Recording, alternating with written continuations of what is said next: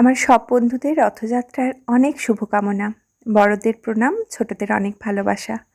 আজ বেশ ছুটির আবহে সুন্দর একটা দিন কাটলো। সকালের হালকা ঝিমঝিমে বৃষ্টিতে বৃষ্টি সুন্দরীরা আরও সুন্দর হয়ে ফুটে উঠেছে।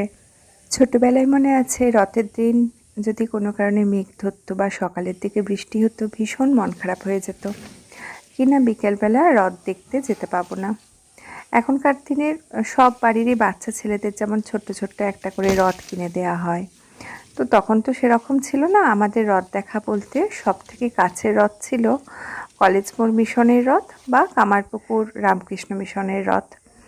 আর রথ দেখতে চেয়ে রথের ওপর থেকে সবাই যে বাতাসা ছড়ে না, এই একটা দুটো যদি বাতাসা হাতে পেয়ে যেতাম, উফ কি যে আনন্দ হতো।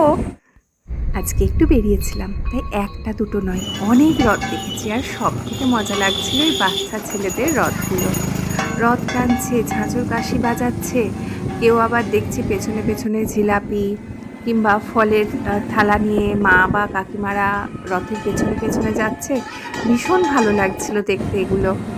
আর এক জায়গায় তো দেখলাম এক ভদ্রলোক তিন ভর্তি ভর্তি বড় সাদা পলিব্যাগ রাস্তার পাশে ললিপাপড় ভেজে দাঁড়িয়ে আছে, আর যে রাস্তা দিয়ে যাচ্ছে ডেকে ডেকে তাদেরকে পাঁপড় ভাজা খাওয়াচ্ছে। রথের পাঁপড় ভাজা খেতে খুব ইচ্ছে যাচ্ছিল, কিন্তু ওই আর কি লজ্জা লাগছিল বলে দাঁড়াতে পারিনি। কিন্তু মনে হচ্ছিল পরে বাড়িতে ফিরে আর কি যে দাঁড়িয়ে পড়লেই হতো, সবাই তো খাচ্ছে। আর আবহাওয়াটা কি সুন্দর ছিল দেখুন, একদিকে মেঘের ঘন ঘটা, অন্যদিকের আকাশটা একেবারে পরিষ্কার। কথায় বলে রথ দেখার কলা বেচা, না কলা বেচাটা হয়নি ঠিকই, তবে তার থেকেও বেশ আমার মনোমতো একটা কাজ করেছি আজকে। রাস্তার একদিকে দেখলাম একদম একটা সাদা বেগুনভেলিয়ার গাছ ঝোপের মতো হয়ে আছে, তার থেকেই কয়েকটা ডাল ভেঙে নিয়েছি বাড়িতে ফিরে লাগাবো বলে। রথের দিনে পাঁপড় ভাজাটা হয়নি ঠিকই, তবে রথের সঙ্গে একদম গরম গরম জিলাপির যে কম্বিনেশন, সেটা কিন্তু একটুও মিস করিনি। আজ সন্ধ্যের একটু আগে আমাদের এখানে ঝুম বৃষ্টি হলো।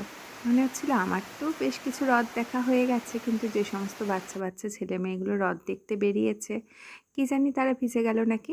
আমি চলে গেলাম ছাদে। আর ছাদের দরজা খোলার আগেই রজনীগন্ধার মিষ্টি গন্ধটা নাকে এসে লাগলো। আর বৃষ্টি ভেজা এই পদ্ম সুন্দরীর রূপ তো ফেটে ফেটে পড়ছিল। কি আপনারাও কি বেরিয়েছিলেন রথের মেলায়? মেলা দেখতে গিয়ে কি খেলেন? গরম গরম জিলাপি নাকি পাঁপড় ভাজা?